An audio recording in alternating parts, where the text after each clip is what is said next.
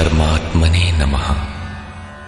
यथार्थ गीता श्रीमद् भगवद गीता उपशम।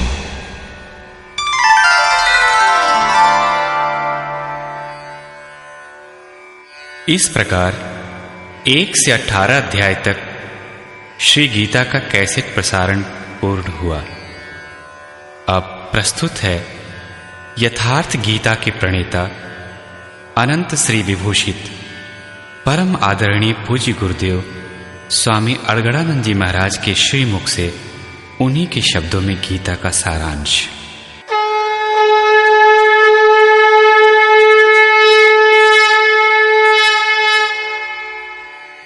आदरणीय संपूर्ण धराधाम के निवासियों, परम श्रेय शाश्वत शांति के स्रोत श्री गीता के मूल प्रश्न पर विचार। प्रायः टीकाओं में लोग नई बात खोजते हैं, किंतु वस्तुतः सत्य तो सत्य है। वह न नया होता है और न पुराना पड़ता है। सत्य अपरिवर्तनशील है, तो कोई दूसरा कहे भी क्या? यदि कहता है तो उसने पाया नहीं। प्रत्येक महापुरुष यदि चलकर उस लक्ष्य तक पहुंच गया तो एक ही बात कहेगा। वह समाज के बीच दरार नहीं डाल सकता। यदि डालता है तो सिद्ध है उसने पाया नहीं। श्री कृष्ण भी उसी सत्य को कहते हैं जो पूर्व मनुष्यों ने देखा था, पाया था, और भविष्य में होने वाले महापुरुष भी यदि पाते हैं तो यही कहेंगे। महापुरुष और उनकी कार्य प्रणाली। महापुरुष दुनिया में सत्य के नाम पर फैली और सत्य सी प्रतीत होने वाली कुरीतियों का शमन करके कल्याण का पथ प्रशस्त कर देते हैं। ये पथ भी दुनिया में पहले से रहता है, किंतु उसी के समांतर उसी की तरह भासने वाले अनेक पथ प्रचलित हो जाते हैं। उनमें से सत्य को छांटना कठिन हो जाता है कि वस्तुतः सत्य है क्या। महापुरुष सत्य स्थित होने से उनमें सत्य की पहचान करते हैं, उसे निश्चित करते हैं और उस सत्य की ओर अभिमुख होने के लिए समाज को प्रेरित करते हैं। यही राम ने किया, महावीर ने किया, यही महात्मा बुद्ध ने किया, यही ईशा ने किया और यही प्रयास मोहम्मद ने किया। कबीर, गुरु नानक इत्यादि सब ने यही किया। महापुरुष जब दुनिया से उठ जाता है तो पीछे के लोग उसके बताए मार्ग पर न चलकर उसके जन्म स्थल, मृत्यु स्थल और उन स्थलों को पूजने लगते हैं जहां वे गए थे। क्रमशः वे उनकी मूर्ति बनाकर पूजने लगते हैं। यद्यपि आरंभ में वे उनकी स्मृति ही संजोते हैं, किंतु कालांतर में भ्रम में पड़ जाते हैं और वही भ्रम रूढ़ी का रूप ले लेता है। योगेश्वर श्री कृष्ण ने भी तत्सामयिक समाज में सत्य के नाम पर पनपे हुए रीति रिवाजों का खंडन करके समाज को प्रशस्त पथ पर खड़ा कर दिया। अध्याय 2:16 में उन्होंने कहा, अर्जुन, असत वस्तु का तो अस्तित्व नहीं है और सत का तीनों कालों में अभाव नहीं है। भगवान होने के कारण ये मैं अपनी ओर से नहीं कह रहा हूं, बल्कि इनका अंतर तत्वदर्शियों ने देखा और वही मैं कहने जा रहा हूं। 13वें अध्याय में उन्होंने क्षेत्रज्ञ का वर्णन उसी प्रकार किया जो ऋषि भीर बहुधा गीतम ऋषियों द्वारा प्राय गाया जा चुका था। 18वें अध्याय में त्याग और संन्यास का तत्व बताते हुए उन्होंने 4 मतों में से एक का चयन किया और उसे अपना समर्थन दिया। संन्यास। कृष्ण काल में अग्नि को न छूने वाले तथा चिंतन का भी त्याग करके अपने को योगी सन्यासी कहने वालों का संप्रदाय भी पनप रहा था। उसका खंडन करते हुए उन्होंने स्पष्ट किया कि ज्ञान मार्ग तथा भक्ति मार्ग दोनों में से किसी भी मार्ग के अनुसार कर्म को त्यागने का विधान नहीं। कर्म तो करना ही होगा। कर्म करते करते साधना इतनी सूक्ष्म हो जाती है कि सर्व संकल्पों का अभाव हो जाता है, वह पूर्ण संन्यास है। बीच रास्ते में संन्यास नाम की कोई वस्तु नहीं है। केवल क्रियाओं को त्याग देने से तथा अग्नि न छूने से न तो कोई सन्यासी होता है और न योगी, जिसे अध्याय 2, 3, 5, 6 और विशेषकर 18वें अध्याय में देखा जा सकता है। कर्म। ऐसी ही भ्रांति कर्म के संबंध में भी मिलती है। अध्याय 2:39 में उन्होंने बताया कि अर्जुन, अब तक वह बुद्धि तेरे लिए सांख्य योग के विषय में कही गई और अब इसी को तू निष्काम कर्म के विषय में सुन। इससे युक्त होकर तू कर्मों के बंधन का अच्छी तरह नाश कर सकेगा। इसका थोड़ा भी आचरण महान जन्म मरण के भय से उद्धार कराने वाला होता है। इस निष्काम कर्म योग में निश्चयात्मक क्रिया एक ही है, बुद्धि एक ही है, दिशा भी एक ही है, लेकिन अविवेकियों की बुद्धि अनंत शाखाओं वाली है। इसलिए वह कर्म के नाम पर अनेक क्रियाओं का विस्तार कर लेते हैं। अर्जुन, तू नियत कर्म कर, अर्थात क्रियाएं बहुत सी हैं, वे कर्म नहीं है। कर्म कोई निर्धारित दिशा है। कर्म कोई ऐसी वस्तु है जो जन्म जन्मांतरों से चले आ रही शरीरों की यात्रा का अंत कर देता है। यदि एक भी जन्म लेना पड़ा तो यात्रा पूरी कहां हुई। यज्ञ, वह नियत कर्म है कौन सा? श्री कृष्ण ने स्पष्ट किया कि यज्ञार्थात कर्मणो अन्यत्र लोकोयम कर्म बंधनः। अर्जुन, यज्ञ की प्रक्रिया ही कर्म है। इसके अतिरिक्त दुनिया में जो कुछ किया जाता है वह इसी लोक का बंधन है, न कि कर्म। कर्म तो इस संसार बंधन से मोक्ष दिलाता है। अब वह यज्ञ क्या है जिसे क्रियान्वित करें तो कर्म संपादित हो। अध्याय 4 में श्री कृष्ण ने 13-14 तरीके से यज्ञ का वर्णन किया, जो सब मिलाकर परमात्मा में प्रवेश दिलाने वाली विधि विशेष का चित्रण है। योग की क्रिया है जो श्वास से, ध्यान से, चिंतन और इंद्रिय संयम इत्यादि से सिद्ध होने वाला है।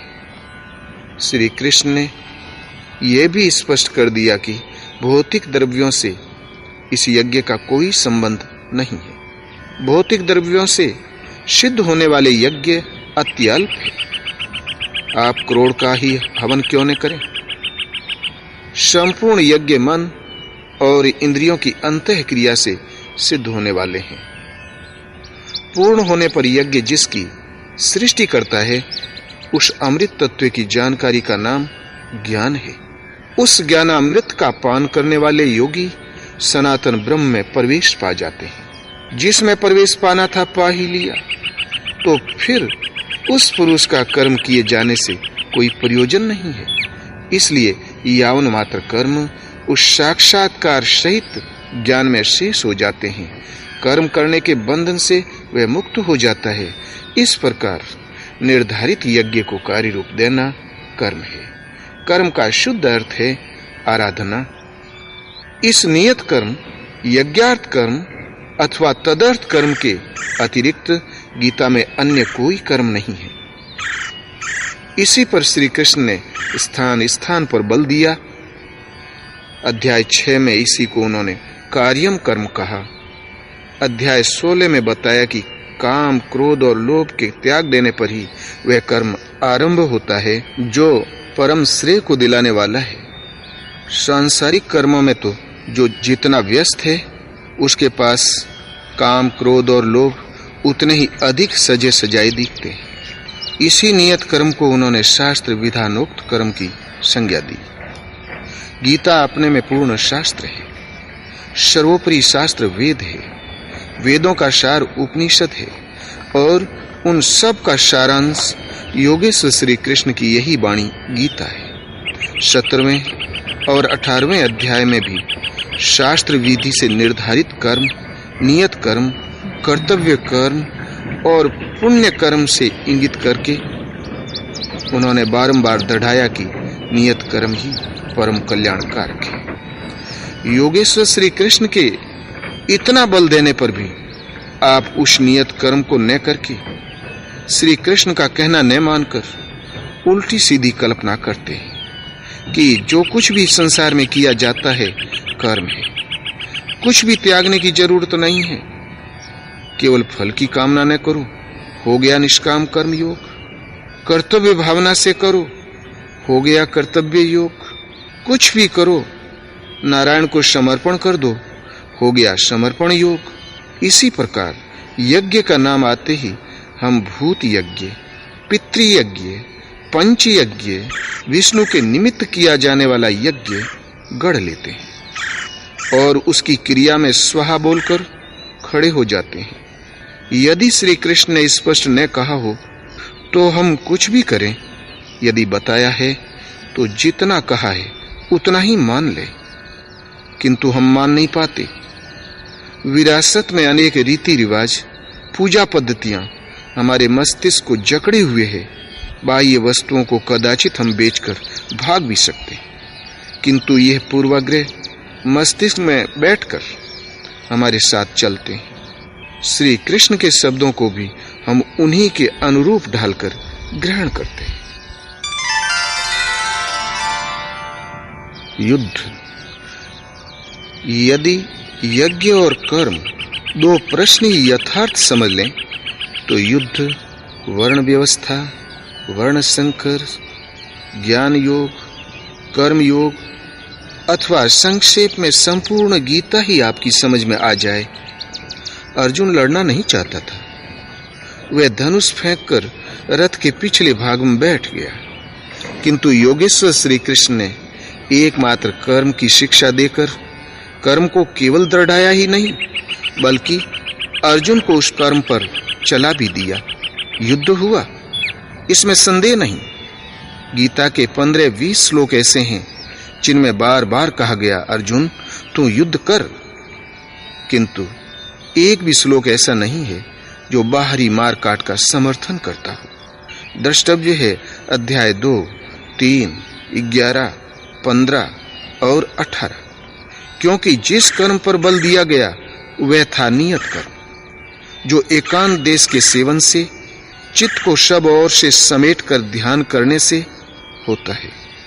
यदि गीतोक्त कल्याण युद्ध करने वालों के लिए ही है तो आप गीता का पिंड छोड़ दें।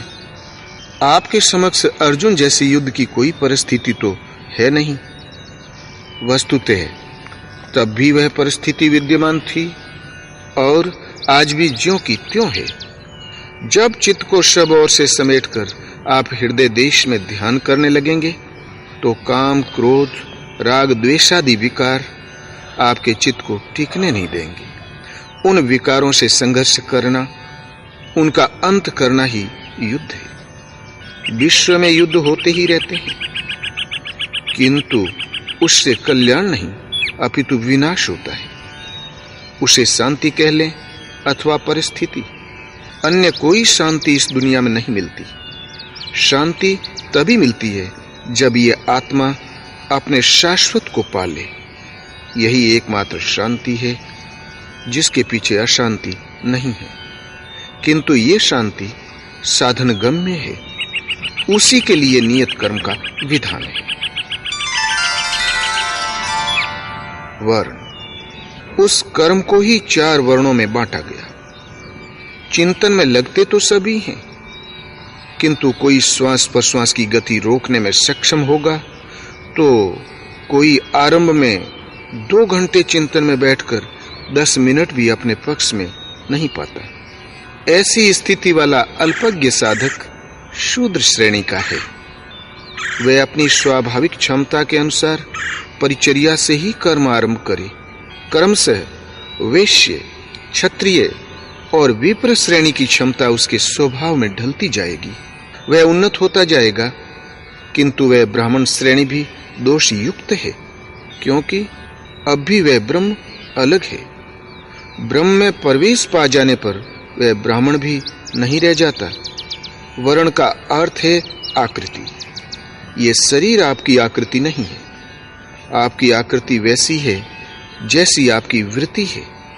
श्री कृष्ण कहते हैं, अर्जुन, पुरुष श्रद्धामय है, इसलिए कहीं न कहीं उसकी श्रद्धा अवश्य होगी। जैसी श्रद्धा वाला पुरुष है स्वयं भी वही है। जैसी वृत्ति वैसा पुरुष।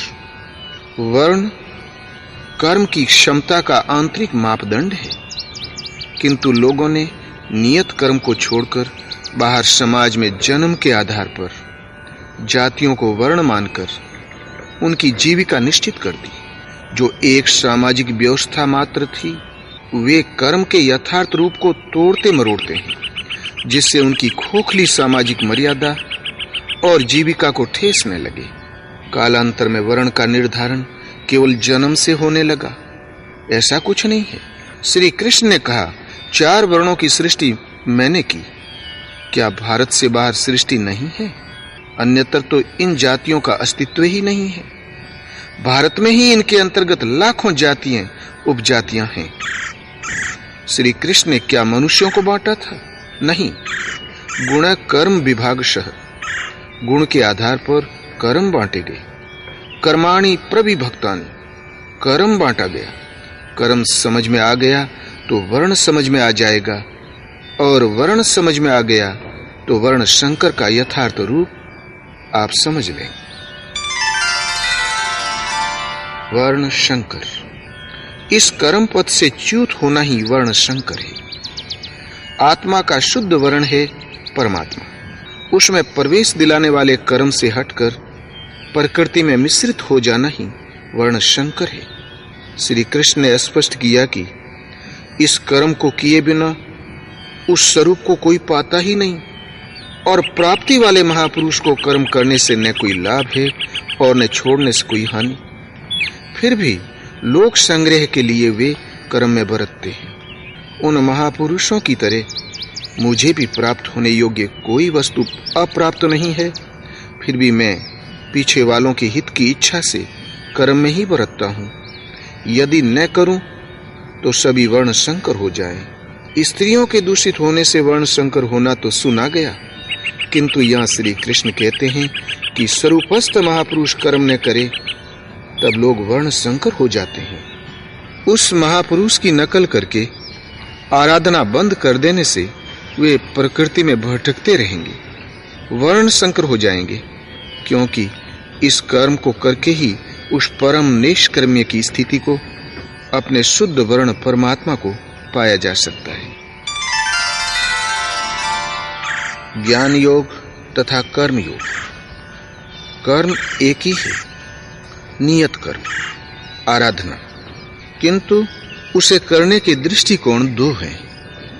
अपनी शक्ति को समझकर हानि लाभ का निर्णय लेकर इस कर्म को करना ज्ञान योग है। इस मार्ग का साधक जानता है कि आज मेरी ये स्थिति है, आगे इस भूमिका में परिणत हो जाऊंगा, फिर अपने ही स्वरूप को प्राप्त करूंगा। इस भावना को लेकर कर्म में प्रवृत्त होता है, अपनी स्थिति का ज्ञान रख कर चलता है, इसलिए ज्ञान मार्गी कहा जाता है। समर्पण के साथ उसी कर्म में प्रवृत्त होना, हानि लाभ का निर्णय इष्ट पर फेंक कर चलना निष्काम कर्म योग है, भक्ति मार्ग है। एक ही महापुरुष से शिक्षा लेकर एक स्वावलंबी होकर उस कर्म में प्रवृत्त होता है, और दूसरा उनसे शिक्षा लेकर उन्हीं पर निर्भर होकर प्रवृत्त होता है। बस अंतर इतना ही है। इसीलिए योगेश्वर श्री कृष्ण ने कहा, अर्जुन, सांख्य द्वारा जो परम सत्य मिलता है वही परम सत्य निष्काम कर्म योग द्वारा भी मिलता है। जो दोनों को एक देखता है वही यथार्थ देखता है। दोनों को क्रिया बताने वाला तत्वदर्शी एक है। क्रिया भी एक ही है, आराधना। कामनाओं का त्याग दोनों करते हैं, और परिणाम भी एक ही है, केवल कर्म करने का दृष्टिकोण 2 है। एक परमात्मा। नियत कर्म मन और इंद्रियों की एक निर्धारित अंतः क्रिया है।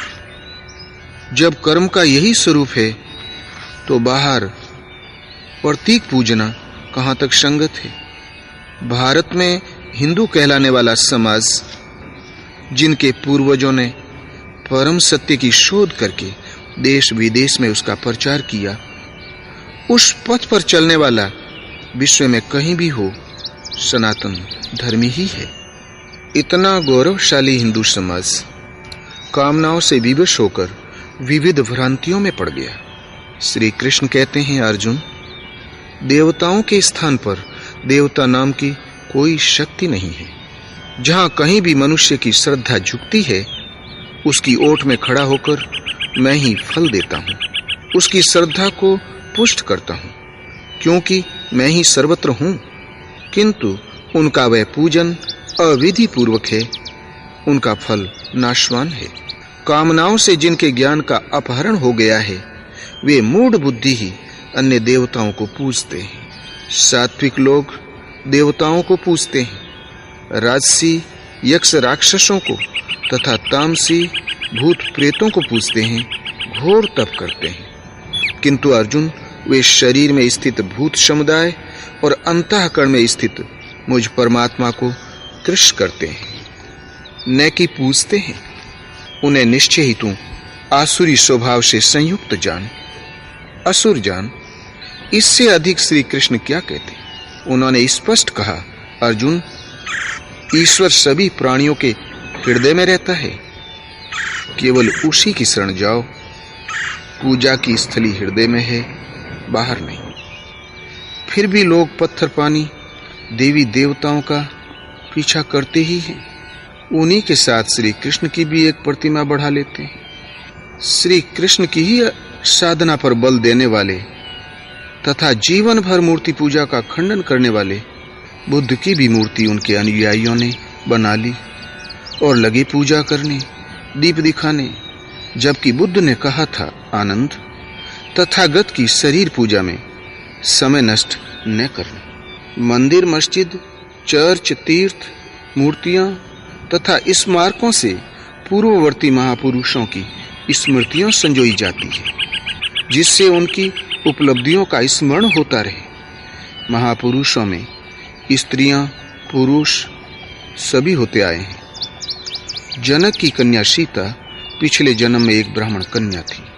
अपने पिता की प्रेरणा से पर ब्रह्म को पाने के लिए उसने तपस्या की, किंतु सफल न हो सकी।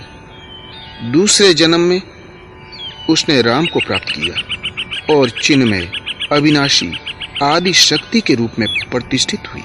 ठीक इसी प्रकार राजकुल में उत्पन्न मीरा में परमात्मा की भक्ति का परिस्फुटन हुआ। सब कुछ छोड़कर वह भगवान के चिंतन में लग गई, व्यवधानों को झेला और सफल रही। उनकी स्मृति संजोने के लिए मंदिर बने, स्मारक बने, ताकि समाज उनके उपदेशों से अनुप्राणित हो सके। मीरा, सीता अथवा इस पक्ष का शोध करता प्रत्येक महापुरुष हमारा आदर्श है। हमें उनके पद चिन्हों का अनुसरण करना चाहिए। किंतु इससे बड़ी भूल क्या होगी यदि हम केवल उनके चरणों में फूल चढ़ाकर, चंदन लगाकर अपने कर्तव्यों की इतिश्री मान बैठे। प्रायः जो जिसका आदर्श होता है, उसकी मूर्ति, चित्र, खड़ाऊ, उसका स्थान अथवा उससे संदर्भित कुछ भी देखने सुनने पर मन में श्रद्धा उमड़ आती है। ये उचित ही है। हम भी अपने गुरुदेव भगवान के चित्र को कूड़े में नहीं फेंक सकते, क्योंकि वे हमारे आदर्श हैं। उन्हीं की प्रेरणा तथा कथनानुसार हमें चलना है। जो स्वरूप उनका है, क्रमशः चलकर उसकी प्राप्ति हमारा भी अभीष्ट है, और यही उनकी यथार्थ पूजा है। यहाँ तक तो ठीक है कि जो वस्तुतः आदर्श है उनका निरादर न करें, किंतु उन पर पत्र पुष्प चढ़ाने को ही भक्ति मान बैठने से, उतने को ही कल्याण साधन मान लेने से हम लक्ष्य से बहुत दूर भटक जाएंगे। अपने आदर्शों के उपदेशों को हृदयंगम करने तथा उस पर चलने की प्रेरणा ग्रहण करने के लिए ही स्मारकों का उपयोग है। चाहे उसे आश्रम, मंदिर, मस्जिद, चर्च, मठ, विहार, गुरुद्वारा या कुछ भी नाम दें, बशर्ते उन केंद्रों का संबंध धर्म से है। तो जिसकी प्रतिमा है उसने क्या किया और क्या पाया, कैसे तपस्या की, कैसे प्राप्त किया, केवल इतना ही सीखने के लिए हम वहां पहुंचते हैं और पहुंचना भी चाहिए। किंतु यदि इन स्थानों पर महापुरुषों के पद चिन्ह नहीं बताए गए, करके नहीं दिखाए गए, कल्याण की व्यवस्था नहीं मिली, तो वह स्थान गलत है। वहां आपको केवल रूढ़ी मिलेगी। वहां जाने में आपका नुकसान है। व्यक्तिगत रूप से घर घर, गली गली जाकर उपदेश पहुंचाने की अपेक्षा सामूहिक उपदेश केंद्रों के रूप में इन धार्मिक स्थानों की स्थापना की गई थी। किंतु कालांतर में इन प्रेरणा स्थलियों से ही मूर्ति पूजा तथा रूढ़ियों ने धर्म का स्थान ग्रहण कर लिया। यहीं से भ्रम पनप गया। ग्रंथ। इसी प्रकार पुस्तकों का अध्ययन आवश्यक है, जिससे आप उस निर्दिष्ट क्रिया को समझ सकें जिसे योगेश्वर श्री कृष्ण ने नियत कर्म कहा है, और जब समझ में आ जाए तो तुरंत करने में लग जाएं। विस्मृत होने लगें तो पुनः अध्ययन कर लें। ये नहीं कि पुस्तक को हाथ जोड़कर केवल अक्षत चंदन छिड़कर ही रख दें। पुस्तक मार्ग निर्देशक चिन्ह है जो पूर्ति पर्यंत साथ देती है। देखते हुए आगे बढ़ते चलें अपने गंतव्य की ओर। जब इष्ट को हृदय से पकड़ लेंगे तो वह इष्ट ही पुस्तक बन जाएगा। अतः स्मृति संजोना हानिकारक नहीं है, किंतु इन स्मृति चिन्हों की पूजा से ही संतुष्ट हो जाना हानिकारक है। धर्म। अध्याय 2, 16 और 29। योगेश्वर श्री कृष्ण के अनुसार असत वस्तु का अस्तित्व नहीं है और सत का कभी अभाव नहीं है। परमात्मा ही सत्य है, शाश्वत है, अजर अमर, अपरिवर्तनशील और सनातन है। किंतु वह परमात्मा अचिंत्य और अगोचर है, चित्त की तरंगों से परे है। अब चित्त का निरोध कैसे हो? चित्त का निरोध करके उस परमात्मा को पाने की विधि विशेष का नाम कर्म है। इस कर्म को कार्य रूप देना ही धर्म है, दायित्व है। गीता अध्याय 2:40 में है कि अर्जुन, इस कर्म योग में आरंभ का नाश नहीं है। इस कर्म रूपी धर्म का किंचित मात्र साधन जन्म मृत्यु के महान भय से उद्धार करने वाला होता है। अर्थात इस कर्म को कार्य रूप देना ही धर्म है।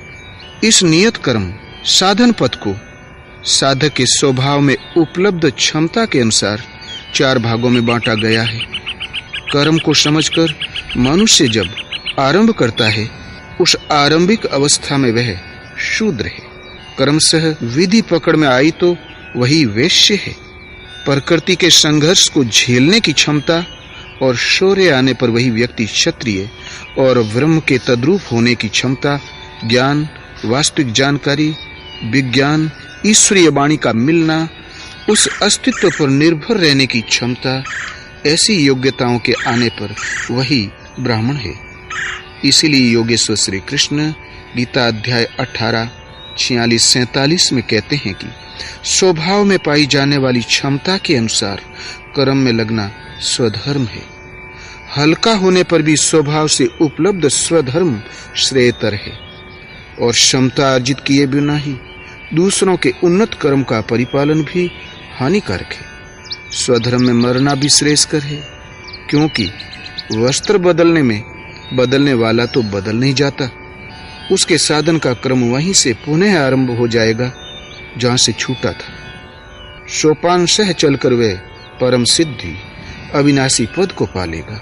इसी पर पुनः बल देते हैं कि जिस परमात्मा से सभी प्राणियों की उत्पत्ति हुई है, जो सर्वत्र व्याप्त है, स्वभाव से उत्पन्न हुई क्षमता के अनुसार उसे भली भांति पूजकर मानव परम सिद्धि को प्राप्त हो जाता है।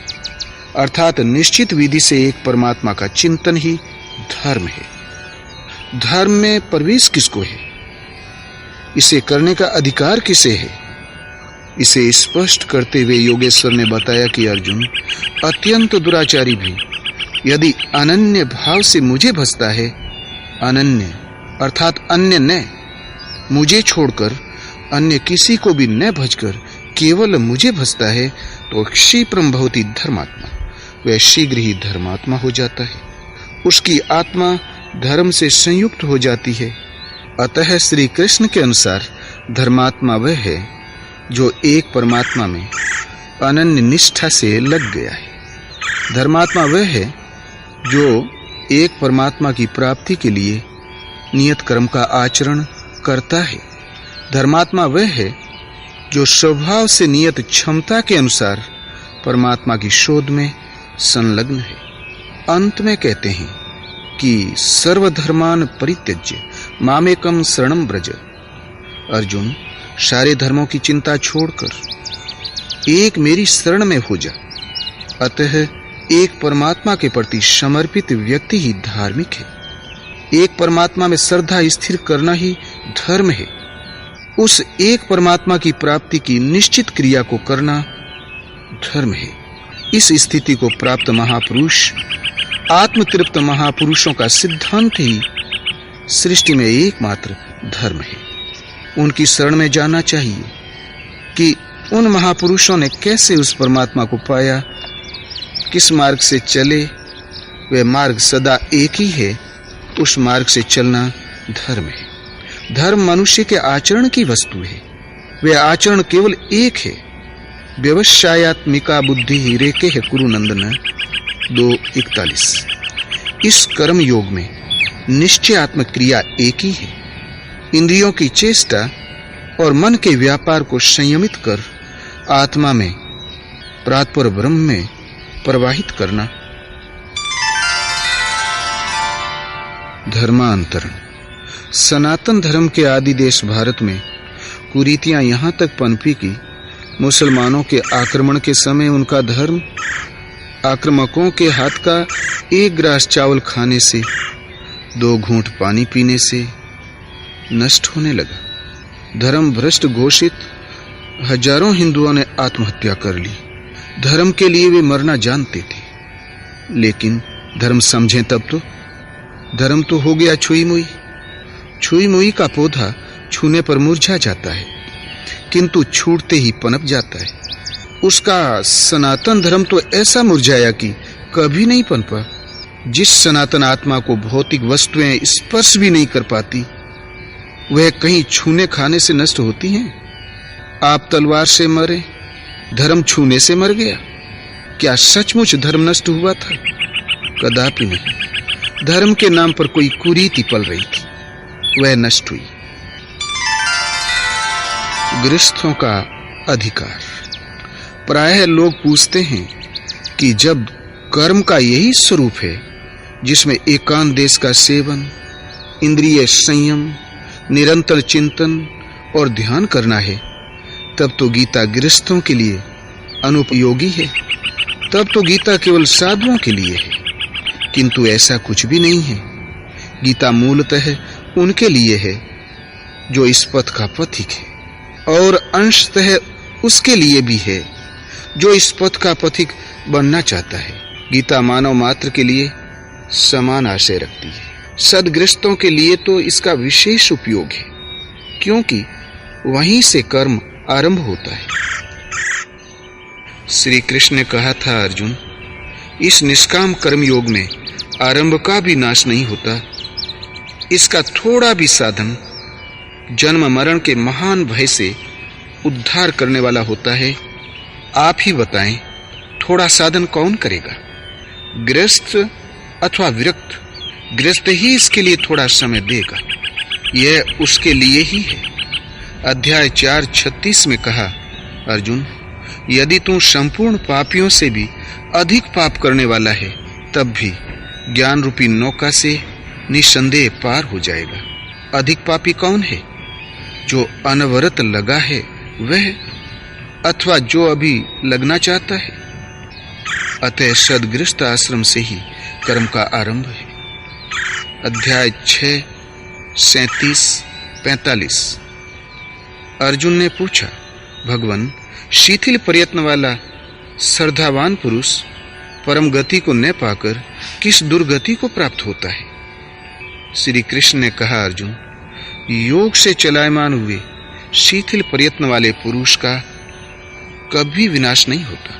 वह योग भ्रष्ट श्रीमानो शुचि नाम श्रीमताम गे है। शुद्ध सत्य आचरण वालों के यहाँ जन्म लेकर योगी कुल में प्रवेश पा जाता है, साधन की ओर आकर्षित होता है और अनेक जन्मों में चलकर वहीं पहुंच जाता है जिसका नाम परम गति अर्थात परम धाम है। यह शिथिल प्रयत्न कौन करता है? योग भ्रष्ट होकर वह कहां जन्म लेता है? वह गृहस्थ ही तो बना, वहीं से वह साधनों उन्मुख होता है। अध्याय 9:30 में उन्होंने कहा कि अत्यंत दुराचारी भी यदि अनन्य भाव से मुझे भजने लगे तो वह साधु ही है, क्योंकि वह निश्चय के साथ सही रास्ते पर लग गया है। अत्यंत दुराचारी कौन होगा? जो भजन में प्रवृत्त हो गया वह, अथवा वह जिसने अभी आरंभ ही नहीं किया। अध्याय 9:32 में कहा, स्त्री, वेश्य, शूद्र तथा पाप योनि वाले ही क्यों न हो, मेरे आश्रित होकर साधन करने से परम गति पाते हैं। हिंदू हो, ईसाई हो, मुसलमान हो, श्री कृष्ण ऐसा कुछ नहीं कहते। अत्यंत दुराचारी पातकी ही क्यों न हो, मेरी शरण होकर परम गति पाते हैं। अतः गीता मानव मात्र के लिए है। सदगृहस्थ आश्रम से ही इस कर्म का आरंभ है। कर्मशः वही सदगृहस्थ योगी बनता है, पूर्ण त्यागी हो जाता है और तत्व का दिग्दर्शन कर परम में प्रवेश पा जाता है, जिसे श्री कृष्ण ने कहा कि ज्ञानी मेरा स्वरूप है। स्त्री, गीता के अनुसार शरीर एक वस्त्र है। जैसे पुराने वस्त्र को त्याग कर मनुष्य नया वस्त्र धारण कर लेता है, ठीक इसी प्रकार भूतादिकों का स्वामी आत्मा इस शरीर रूपी वस्त्र को त्याग कर दूसरा शरीर वस्त्र धारण कर लेता है। आप पिंड रूप में स्त्री हो या पुरुष, ये वस्त्र के आकार हैं।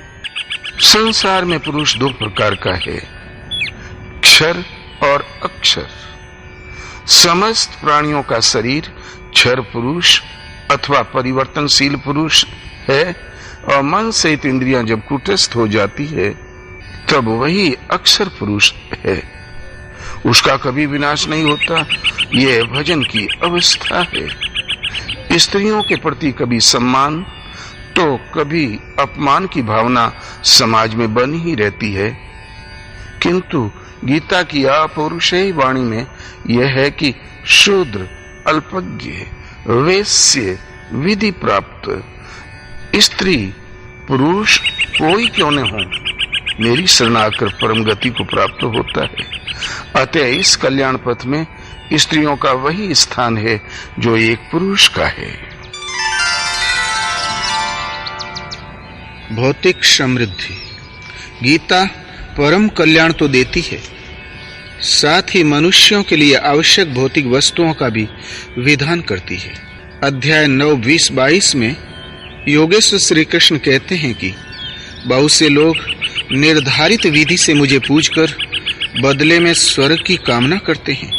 उन्हें विशाल स्वर्ग लोग मिलता है, मैं देता हूं। जो मांगोगे वह मुझसे मिलेगा, किंतु उपभोग के पश्चात समाप्त हो जाएगा, क्योंकि स्वर्ग के भोग भी नश्वर हैं, उन्हें पुनः जन्म लेना पड़ेगा।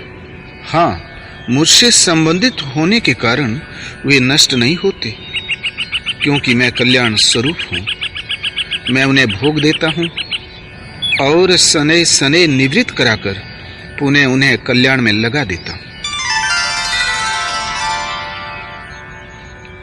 क्षेत्र। टीकाकार कहते हैं, एक कुरुक्षेत्र बाहर है और दूसरा मन के भीतर है।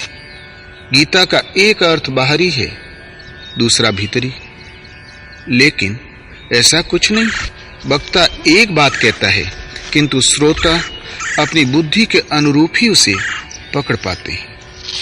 इसीलिए अनेक अर्थ प्रतीत होते हैं।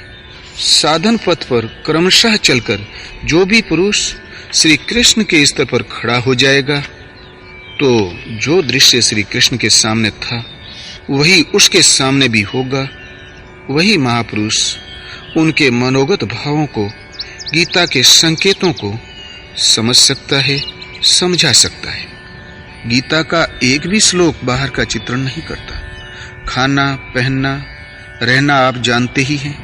रहन सहन, मान्यता, लोक रीति और नीति में देश काल और परिस्थितियों के अनुकूल परिवर्तन प्रकृति की देन है। इसमें श्री कृष्ण आपको कौन सी व्यवस्था दें? कहीं लड़कियों का बाहुल्य है, बहुविवाह होते हैं, तो कहीं उनकी संख्या कम है, कई भाइयों के बीच एक पत्नी रह लेती है। इसमें श्री कृष्ण कौन सी व्यवस्था दें? द्वितीय विश्व युद्ध के पश्चात जापान में जनसंख्या की कमी समस्या बन गई, तो 30 बच्चों को जन्म देने वाली एक महिला को मदरलैंड, देश की माता की उपाधि से सम्मानित किया गया। वैदिक कालीन भारत में पहले 10 संतान उत्पन्न करने का विधान था। अब 1 या 2 बच्चे होते हैं घर में अच्छे, नारा लग रहा है। कदाचित वे न रहें तो देश के लिए चिंता का विषय नहीं, समस्या का हल ही होता है। श्री कृष्ण इसमें कौन सी व्यवस्था दें? श्रेय, काम, क्रोध, लोभ, मोह के कहीं स्कूल नहीं खुले हैं, फिर भी इन विकारों में लड़के बड़े तथा सयानों से कहीं अधिक प्रवीण निकलते हैं। इसमें श्री कृष्ण क्या शिक्षा दें? ये सब तो प्रकृति द्वारा स्वचालित है।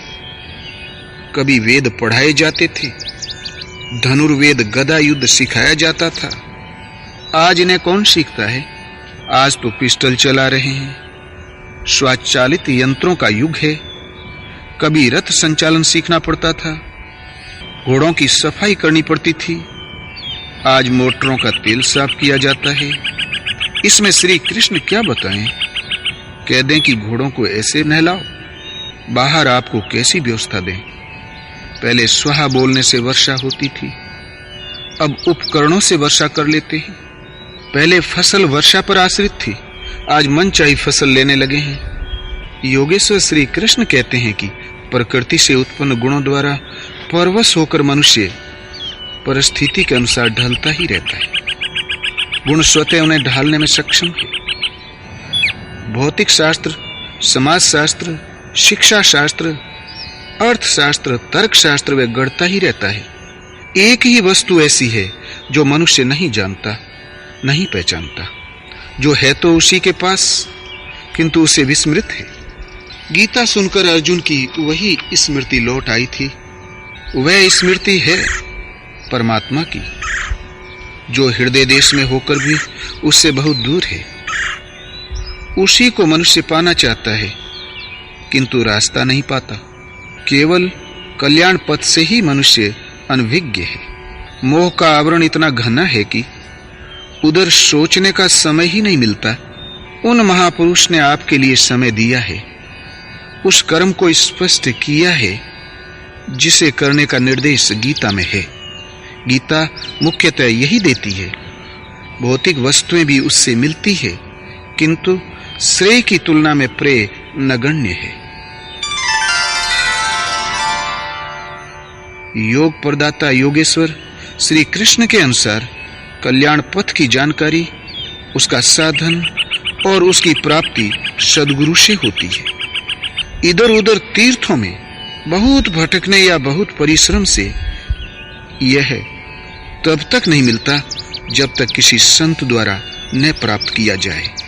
अध्याय 3:34 में श्री कृष्ण ने कहा, अर्जुन, तू किसी तत्वदर्शी महापुरुष के पास जाकर भली प्रकार दंड प्रणाम कर, निष्कपट भाव से सेवा करके, प्रश्न करके उस ज्ञान को प्राप्त कर। प्राप्ति का एकमात्र उपाय है किसी महापुरुष का सानिध्य और उनकी सेवा। उनके अनुसार चलकर योग की संसिद्धि काल में पाएगा।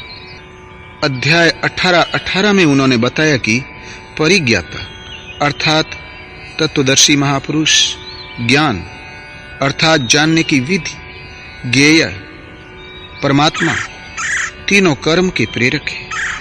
अतः श्री कृष्ण के अनुसार महापुरुष ही कर्म के माध्यम है, न कि केवल पुस्तक। किताब तो एक नुस्खा है।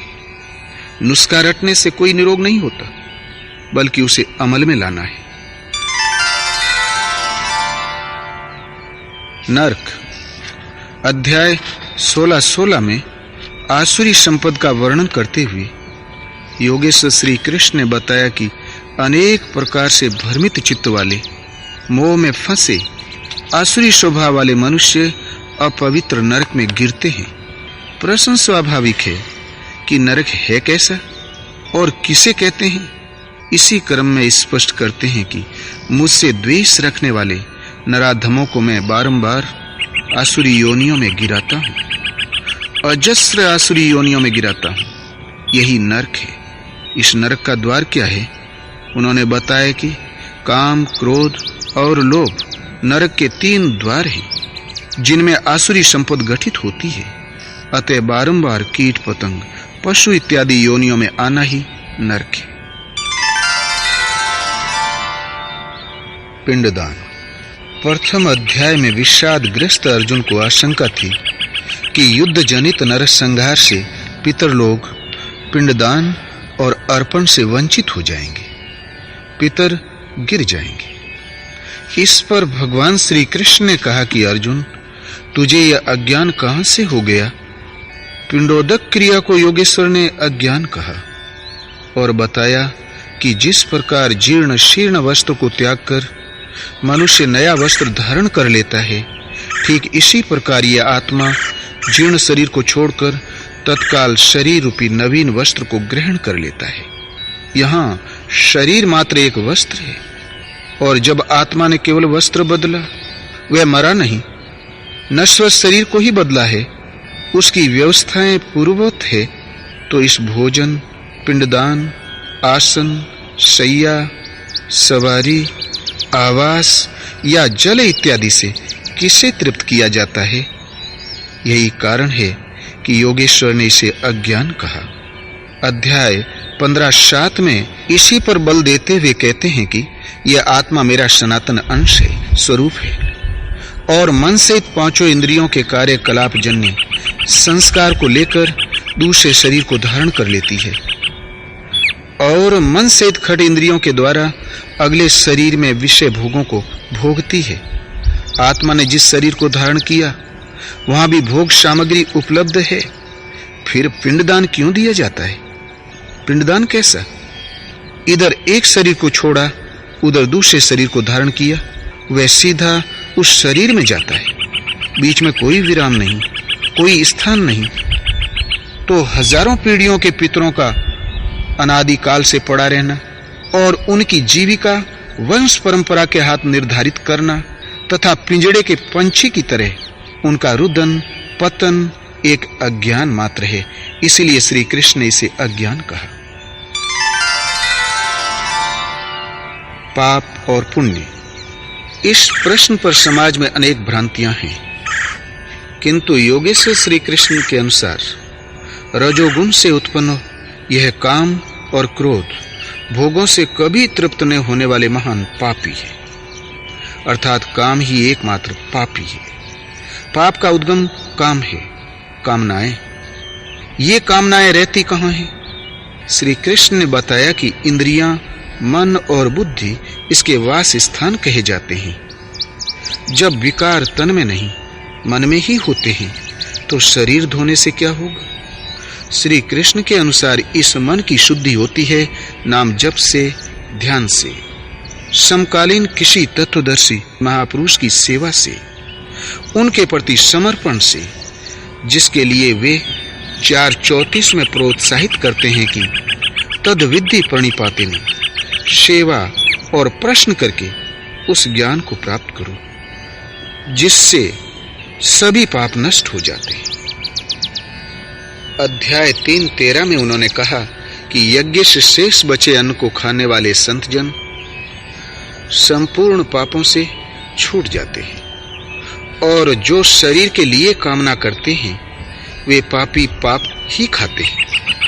यहाँ यज्ञ चिंतन की एक निश्चित क्रिया है, जिससे मन में निहित चराचर जगत के संस्कार जल जाते हैं। शेष केवल ब्रह्म ही बचता है। अतः शरीर के जन्म का जो कारण है वही पाप है, और जो उस अमृत तत्व को दिलाने वाला है, जिसके पश्चात कभी शरीर धारण न करना पड़े, वही पुण्य कर्म है।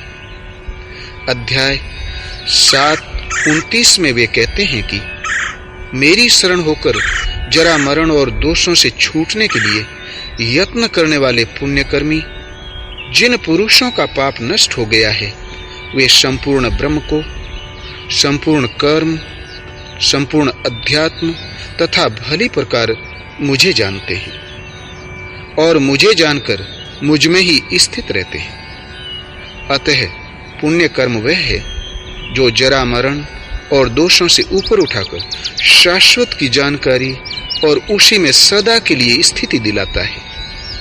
जो जन्म मृत्यु जरा मरण दुख दोषों की परिधि में घुमाकर रखता है, वही पाप कर्म है। अध्याय 10:3 में कहते हैं, जो मुझ जन्म मृत्यु से रहित, आदि अंत से रहित तथा सब लोगों के महान ईश्वर को साक्षात्कार सहित विदित कर लेता है, वह पुरुष मरण धर्मा मनुष्यों में ज्ञानवान है, और ऐसा जानने वाला संपूर्ण पापों से मुक्त हो जाता है। अतः साक्षात्कार के साथ ही संपूर्ण पापों से निवृत्ति मिलती है। सारांशतः बार बार जन्म मृत्यु का कारण ही पाप है, और जो उससे बचाकर शाश्वत परमात्मा की ओर घुमा दे, परम शांति की प्राप्ति करा दे, वही पुण्य कर्म है। सच बोलना, केवल अपने परिश्रम का खाना, स्त्रियों में मातृभाव, ईमानदारी इत्यादि भी इस पुण्य कर्म के सहायक अंग हैं, किंतु सर्वोत्कृष्ट पुण्य है परमात्मा की प्राप्ति। जो मात्र एक परमात्मा की श्रद्धा को तोड़ता है, वह पाप है, और जोड़ना पुण्य। संत सब एक।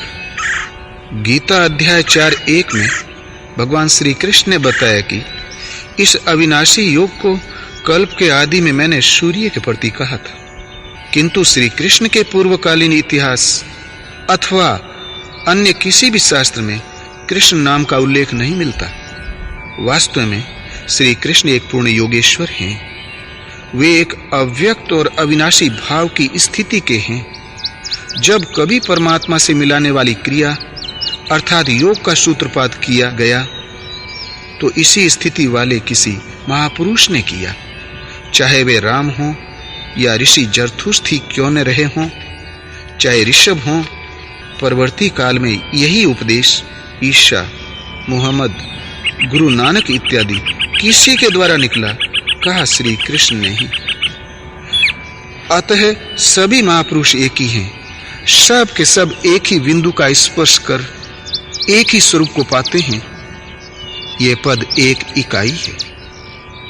अनेक पुरुष इस पथ पर चलेंगे, लेकिन जब पाएंगे एक ही पद को पाएंगे। ऐसी अवस्था को प्राप्त संत का शरीर एक मकान मात्र रह जाता है। वे शुद्ध आत्मा स्वरूप हैं। ऐसी स्थिति वालों ने कभी कुछ कहा तो एक योगेश्वर ने ही कहा।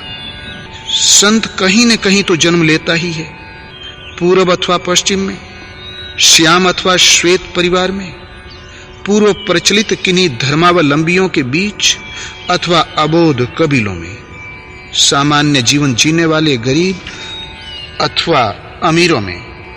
जन्म लेकर भी संत उनकी परंपरा वाला नहीं होता। वह तो अपने लक्ष्य परमात्मा को पकड़कर स्वरूप की ओर अग्रसर हो जाता है, वही हो जाता है। उनके उपदेशों में जाति पाति, वर्ग भेद और अमीर गरीब की दीवारें नहीं रहती हैं। यहां तक कि उनकी दृष्टि में नर मादा का भेद भी नहीं रह जाता। देखें गीता 15:16, द्वाभिमो पुरुषो लोके। महापुरुषों के पश्चात उनके अनुयायी अपना संप्रदाय बनाकर संकुचित हो जाते हैं। किसी महापुरुष के पीछे चलने वाले यहूदी हो जाते हैं, तो किसी के अनुयायी ईसाई, मुसलमान, सनातनी इत्यादि हो जाते हैं। किंतु इन दीवारों से संत का संबंध कदापि नहीं होता। संत न तो कोई सांप्रदायिक है और न कोई जाति। संत संत है, उन्हें किसी सामाजिक संगठन में न समेटे।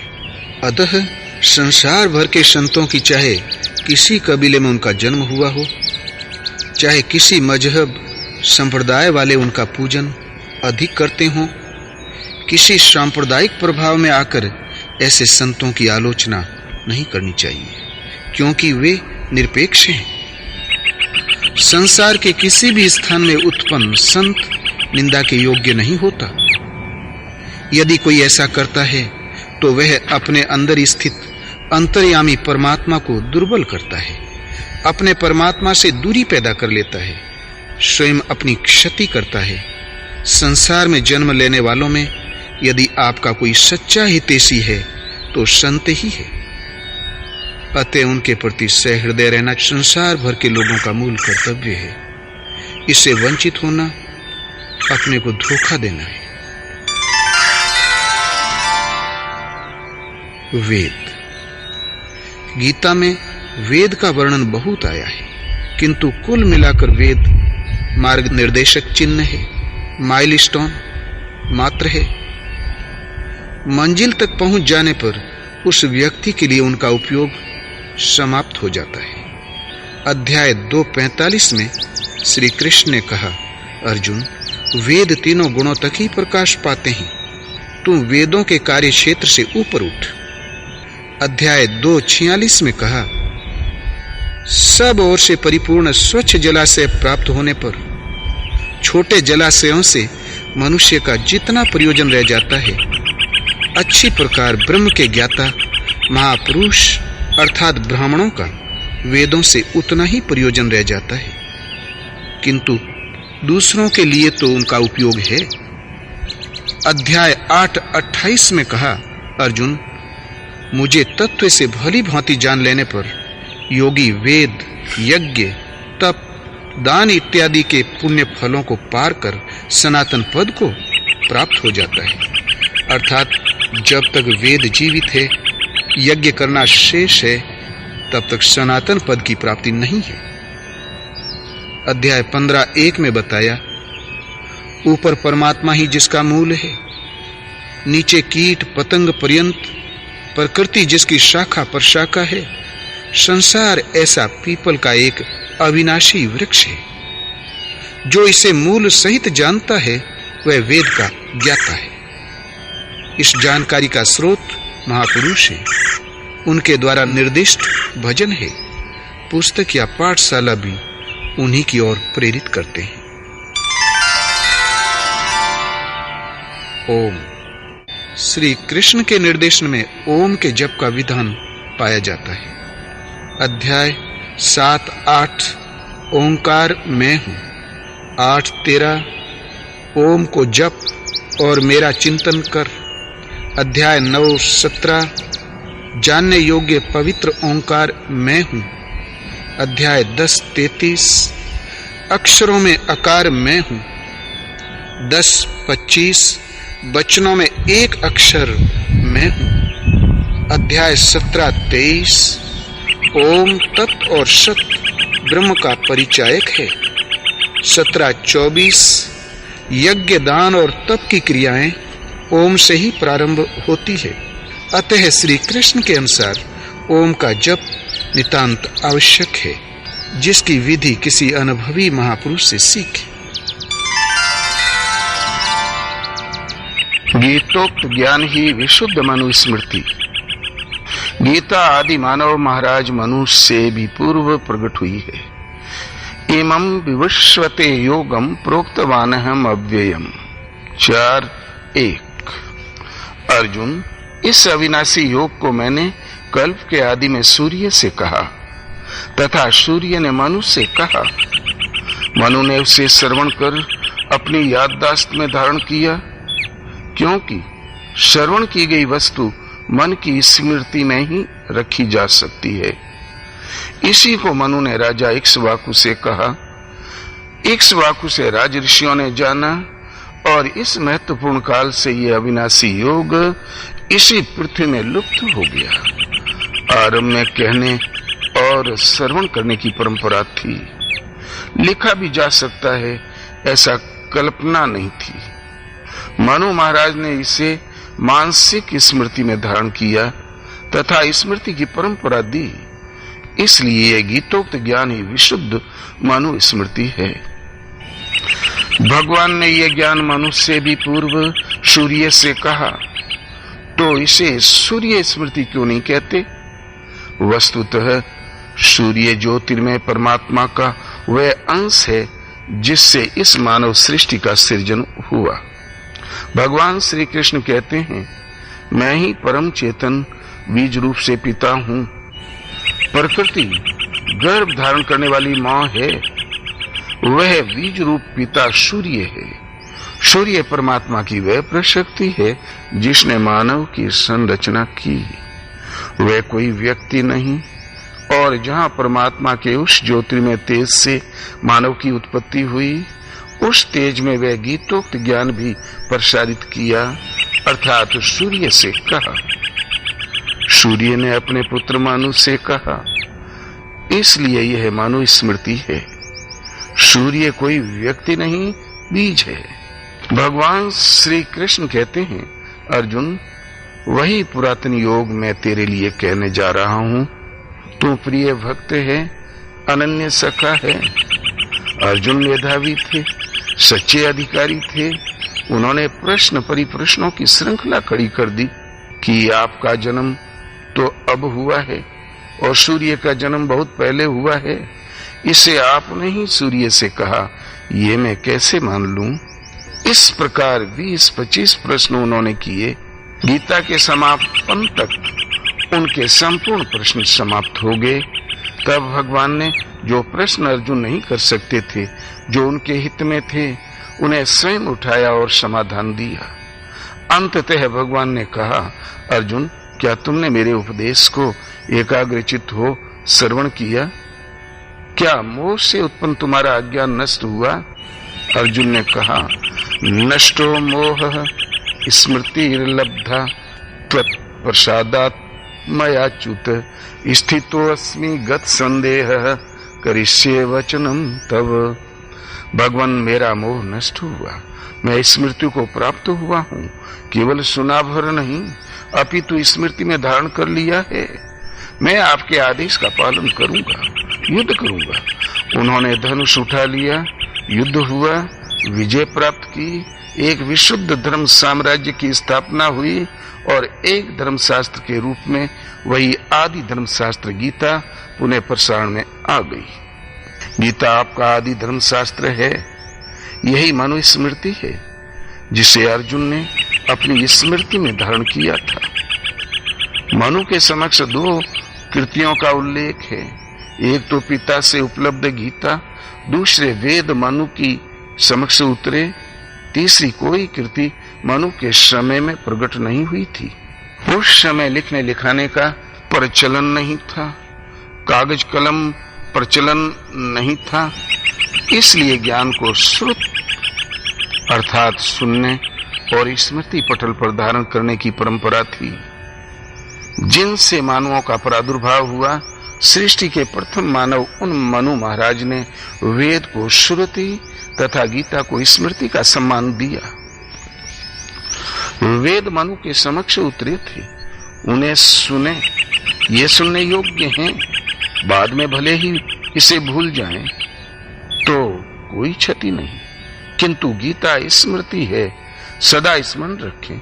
यह हर मानव को सदा रहने वाला जीवन, सदा रहने वाली शांति और सदा रहने वाली समृद्धि, ऐश्वर्य संपन्न जीवन प्राप्त कराने वाला ईश्वरीय गायन है।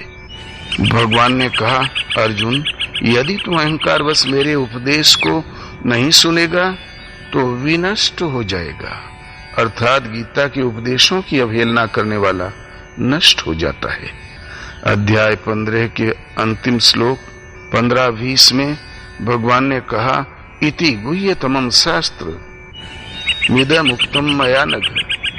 ये गोपनीय से भी अति गोपनीय शास्त्र मेरे द्वारा कहा गया।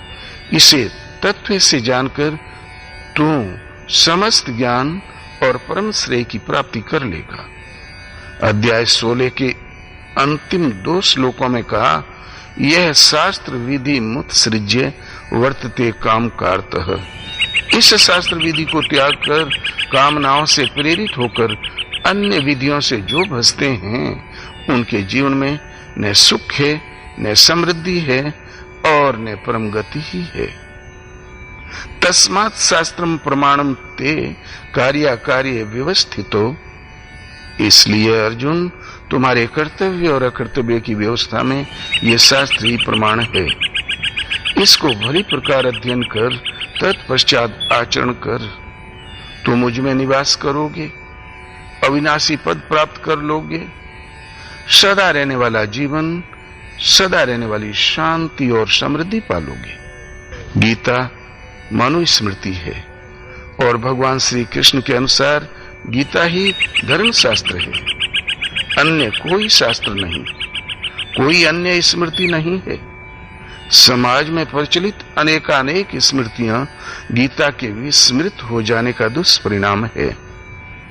स्मृतियां कतिपय राजाओं के संरक्षण में लिखी समाज में ऊंच नीच की दीवार सृजित करने, इसे बनाए रखने का उपाय है। मनु के नाम पर प्रचारित तथा कथित स्मृति में मनुकालीन वातावरण का चित्रण नहीं है। मूल मनु स्मृति गीता एक परमात्मा को ही सत्य मानती है, उसमें विलय दिलाती है, किंतु वर्तमान काल में प्रचलित लगभग 164 स्मृतियां परमात्मा का नाम तक नहीं लेती, न परमात्मा की प्राप्ति के उपायों पर प्रकाश डालती हैं। वे केवल स्वर्ग के आरक्षण तक ही सीमित रहकर न अस्ति जो है नहीं उन्हीं को ही प्रोत्साहन देती है। मोक्ष का उनमें उल्लेख तक नहीं है।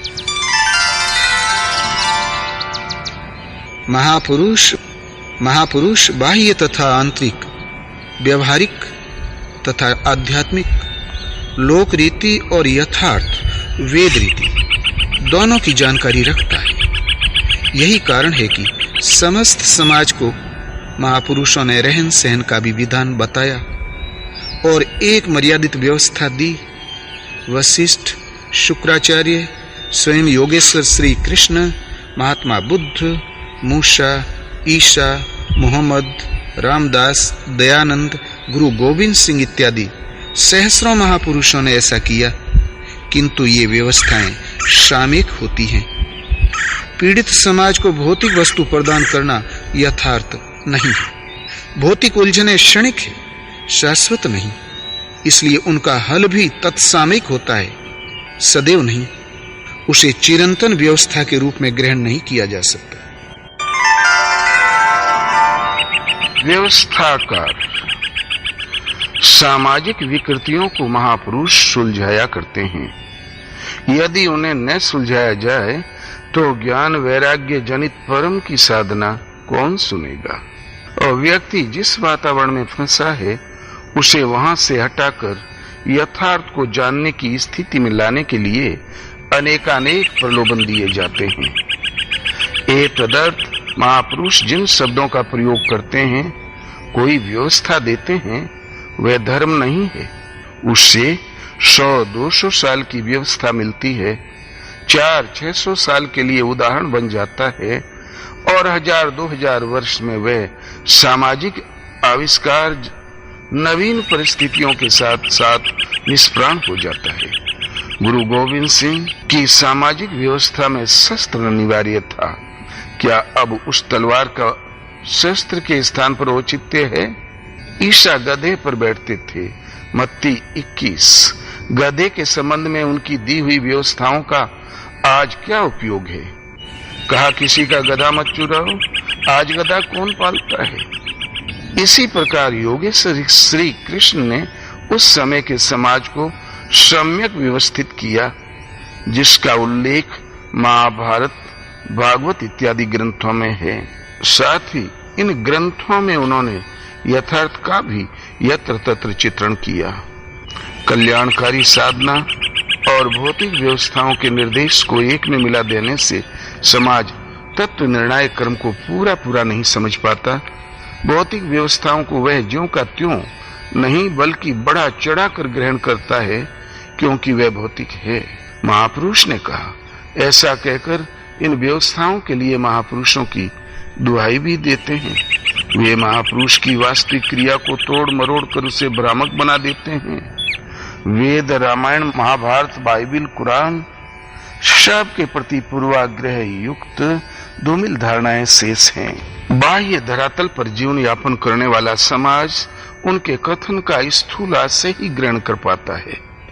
इसीलिए भगवान श्री कृष्ण ने शाश्वत धाम, अनंत जीवन, सदा रहने वाली शांति प्रदायिनी गीता शास्त्र को भौतिक व्यवस्थाओं से पृथक किया। महाभारत भारत का वृहत इतिहास तथा गौरवशाली संस्कृति शास्त्र है। उन्होंने इस विशाल इतिहास के मध्य इसका गायन किया, जिससे भविष्य में आने वाली समस्त पीढ़ियां इस धर्म शास्त्र को धार्मिक धरातल पर यथावत समझ सकें। कालांतर में महर्षि पातंजलि इत्यादि अनेक महापुरुषों ने भी परम श्रेय की यथार्थ विधि को सामाजिक व्यवस्था से हटाकर अलग प्रस्तुत किया। गीता मनुष्य मात्र के लिए भगवान ने इस धर्म शास्त्र का उपदेश प्रवृत्ते शस्त्र संपाते गीता 1:20 ठीक शस्त्र संचालन के समय किया, क्योंकि वह भली प्रकार जानते थे कि भौतिक संसार में कभी शांति और सुख होता ही नहीं। अरबों लोगों की आहुति के उपरांत भी जो विजेता होंगे वे भी विफल मनोरथ और अंततः उदासी होंगे। इसलिए उन्होंने ऐसे शाश्वत युद्ध का परिचय गीता के माध्यम से दिया, जिसमें एक बार विजय हो जाने पर सदा रहने वाली विजय, अनंत जीवन और अक्षय धाम है, जो मानव मात्र के लिए सदैव सुलभ है, जो क्षेत्र क्षेत्रज्ञ की लड़ाई है, प्रकृति और पुरुष का संघर्ष है, अंतःकरण में अशुभ का अंत और शुभ परमात्मा स्वरूप की प्राप्ति का साधन है। उत्तम अधिकारी के प्रति ही उन्होंने इसे व्यक्त किया। श्री कृष्ण ने बारंबार कहा कि तुझ अतिशय प्रीति रखने वाले भक्त के प्रति हित की इच्छा से कहता हूँ। यह अति गोपनीय है। अंत में उन्होंने कहा, जो भक्त नहीं है तो प्रतीक्षा करो, उसे रास्ते पर लाओ, फिर उसी के लिए कहो। यह मनुष्य मात्र के लिए यथार्थ कल्याण का एकमात्र साधन है, जिसका क्रमबद्ध वर्णन कृष्णोक्त गीता है। प्रस्तुत टीका। योगेश्वर श्री कृष्ण के द्वारा प्रसारित श्री मद्भगवद गीता के आशय का यथावत अनुवाद करने के कारण प्रस्तुत टीका का नाम यथार्थ गीता है। यह भगवान की अंतस प्रेरणा पर आधारित है। गीता अपने में पूर्ण साधन ग्रंथ है। संपूर्ण गीता में संदेह का एक भी स्थल नहीं है। जहाँ कहीं संदेह है वह बौद्धिक स्तर पर इसे जाना नहीं जा सकता, इसलिए प्रतीत होता है। अतः कहीं समझ न आए तो किसी तत्वदर्शी महापुरुष के सानिध्य में समझने का प्रयास करें। भगवान का कहना है, तद विद्धि प्रणिपातेन परिप्रश्नेन सेविया उपदेक्षन्ति ते ज्ञानम ज्ञानिनस्तत्वदर्शिनः। ओम शांति शांति शांति। यथार्थ गीता योगेश्वर श्री कृष्ण की परम पुनीत वाणी श्रीमद् भगवद गीता का ही अर्थ है। इसमें आपके हृदय में स्थित परमात्मा की प्राप्ति के विधान का प्राप्ति के पश्चात किया गया चित्रण है। अवहेलना की दृष्टि से इसका उपयोग वर्जित है, अन्यथा हम अपने लक्ष्य की जानकारी से वंचित रह जाएंगे। इसके श्रद्धा पूर्वक अध्ययन से मानव अपने कल्याण के साधन से भरपूर हो जाता है और यत् किंचित भी ग्रहण करेगा तो परम श्रेय को प्राप्त कर लेगा, क्योंकि इस ईश्वर पथ में आरंभ का कभी नाश नहीं होता। अंतिम निवेदन। गीता मानव के मूल कमियों को दूर करती है। यह 18 अध्याय गीता के कैसेट श्रवण से आप समझ ही जाएंगे। जिसका प्रथम पुष्प पारब्रह्म परमेश्वर की संतानों को सादर समर्पित है। आज तारीख 20/2/94। ओम शांति शांति शांति।